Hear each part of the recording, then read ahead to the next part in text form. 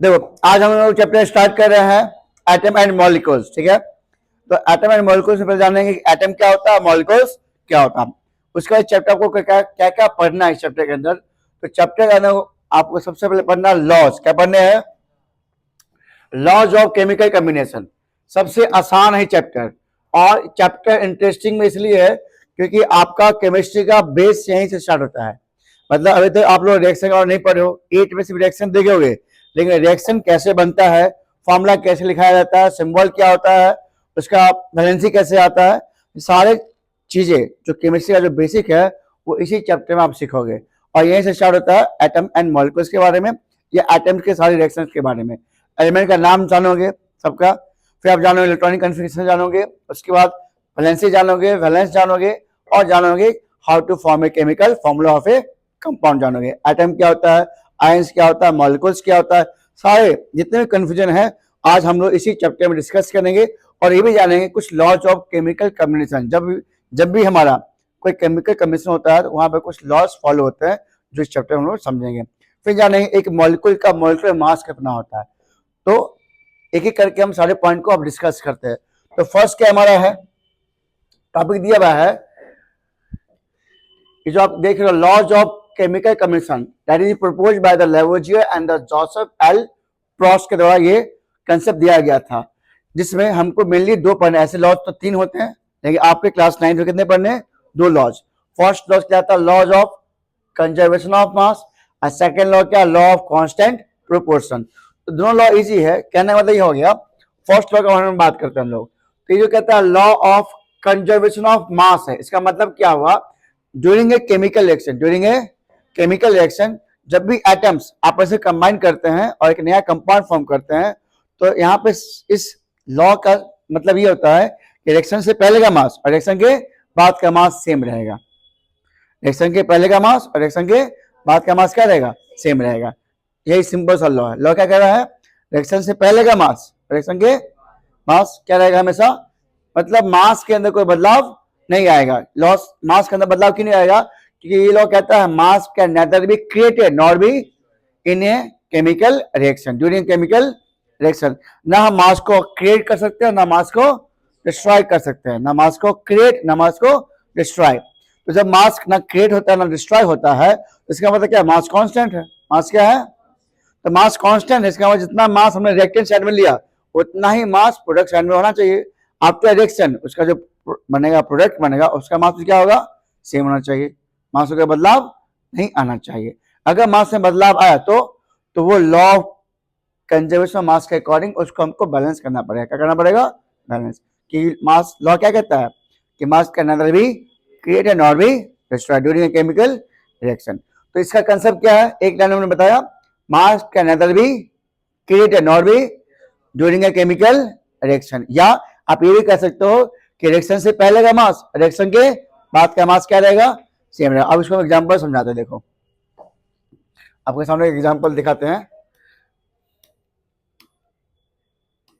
यहाँ पे एग्जांपल नहीं दिया हुआ है, हम आपको एग्जांपल समझाते हैं। ठीक है, चलिए हम एग्जांपल को ले चलते हैं।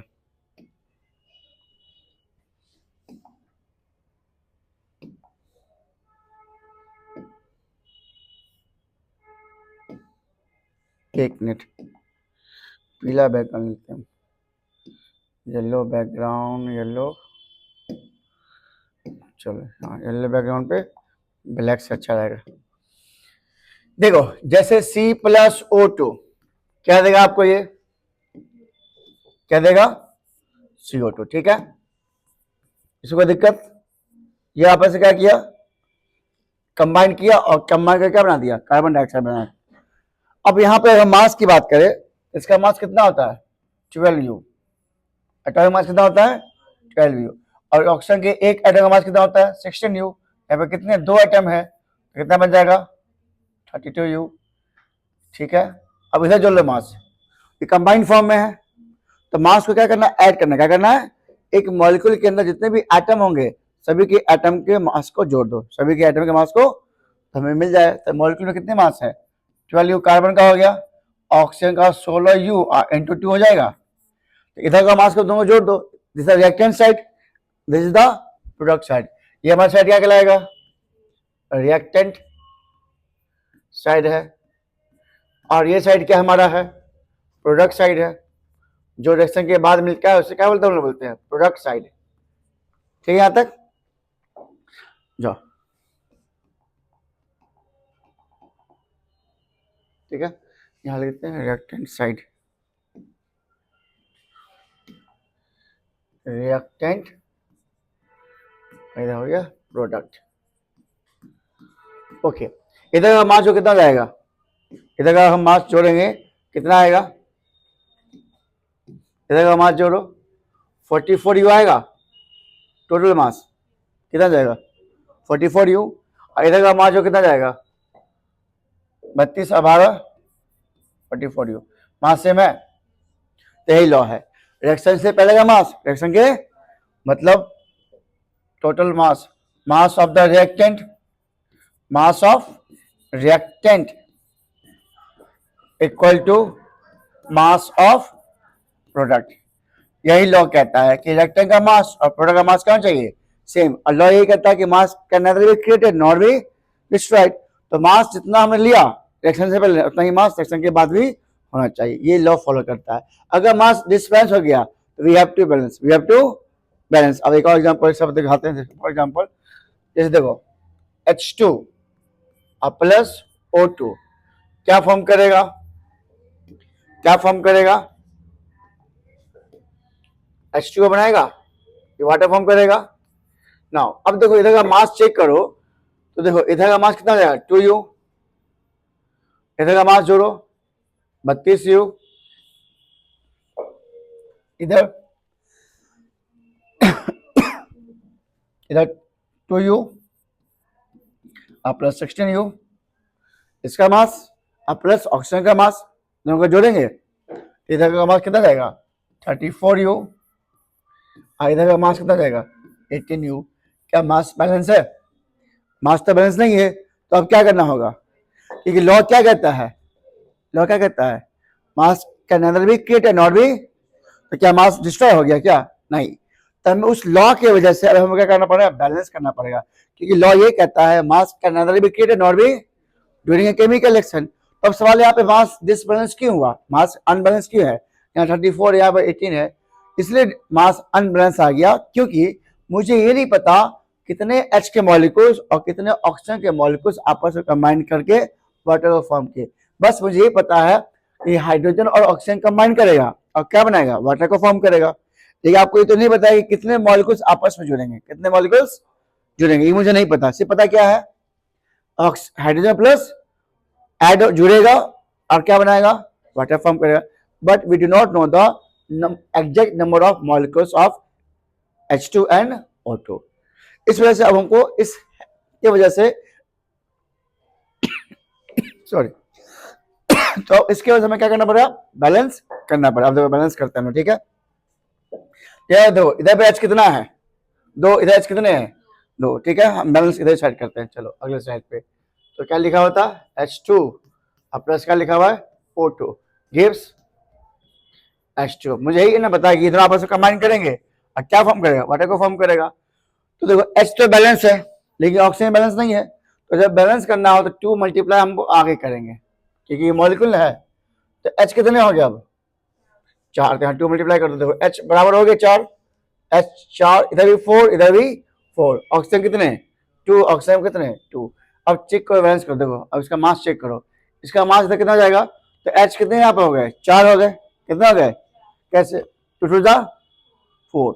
एक H का मास कितना होता है 1U, 4 का 4U अब प्लस इसका होता है ऑक्सीजन कितना मास 16, 2 है कितना जाएगा 32U। इधर देखो अब इस जस्ट आपने निकाला है वाटर का, कितना का निकाला है, वाटर का कितना निकला, वाटर का 18 क्या है, क्या लिखा हुआ है 2 लिखा हुआ है, तो 2 × 18U नहीं जाएगा। 18 किसका आया, 18 किसका आया, 18 किसका आया, इस H2O का है ना 18, और इसका क्या लिखा हुआ है 2। 18 का मास कितना जाएगा, सॉरी वाटर का मास कितना जाएगा 18 इंटू 2। इधर जोड़ो कितना आ गया, इधर जोड़ो कितना आया 32 + 4 36, और इधर जोड़ो 18 36 36, देखो सेम हुआ, तो मास of reactant, mass of reactant equal लिखा है मास ऑफ प्रोडक्ट। क्या सबको समझ में आया या नहीं आया? लॉ क्या कहता है, रिएक्शन से पहले का मास और रिएक्शन के सेम हो, तो फर्स्ट जब हमने रिएक्शन लिया उसमें क्या था, मास सेम आ गया था। लेकिन जब हमने सेकंड लिया तो इसमें क्या मास सेम नहीं आया, तो हमने क्या किया, लॉ को फॉलो किया। तो लॉ क्या कहता है कि भाई ड्यूरिंग ए केमिकल रिएक्शन मास में कोई बदलाव नहीं आएगा, तो मास में बदलाव नहीं आया तो इसका मतलब क्या करना पड़ेगा, we have to balance, we have to. तो हमने क्या किया, थर्ड स्लाइड आपने देखा, हमने यहाँ पे क्या किया, इसको बैलेंस किया। अब बैलेंस करके हमने क्या सेम किया, दोनों के मास को सेम किया। अगर एटम सेम हो जाएगा तो मास अपने आप बैलेंस। तो इधर एटम कितने थे H के 4, इधर भी एटम कितने H के 4, इधर ऑक्सीजन कितने हैं, इधर भी ऑक्सीजन कितने हैं 2, तो दोनों का संख्या आपस में क्या हो गया, इक्वल हो गया, तो मास क्या जाएगा, खुद ब खुद बैलेंस हो जाएगा। तो उस लॉ की वजह से हमें बैलेंस करना पड़ता है, क्योंकि लॉ क्या कहता है, mass can neither be nor be during a chemical reaction, that's why we have to balance it, we have to balance it. अब समझ आया? चलो, तो आप पहले आप लॉ को लिख लो, उसके बाद हम लोग चलते हैं सेकंड लॉ के ऊपर।